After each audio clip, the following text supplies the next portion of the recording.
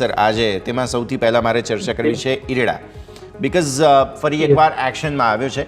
રેલવેનો favourite બધાનો એક કહેવાય કે સ્ટોક બનતો જોવા મળી રહ્યું છે અને એમાં આ જે એક્શન હતું 10%ની તેજી સાથેનું 4,500 કરોડ રૂપિયાનું ફંડ એકત્ર કરવાની યોજના તેઓની છે અને 29 તારીખે બોર્ડ બેઠક હજુ તો આવશે એ પહેલાં જ સ્ટોકમાં આજે જબરદસ્ત તેજી આપણને જોવા મળી. ઈરેડા સર કઈ રીતે જુઓ છો તમે?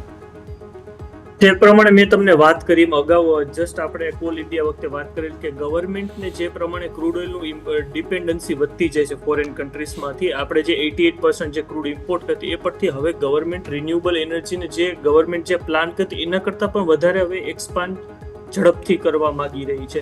તો એમાં ઇરેડા છે, જે રિન્યુએબલ એનર્જીના સ્ટોક છે, ઇરેડા છે, એ ગવર્મેન્ટનો પણ તેના પર ફોકસ વધારે રહેશે. એ પ્રમાણે ઇરેડામાં હજી પણ વ્યૂ આ લેવલથી પણ બુલિશ દેખાય છે. ઇરેડા હવે 300 ઉપર પણ જોવા મળી શકે છે આપણે વિધિન 1 to 2 મંથમાં.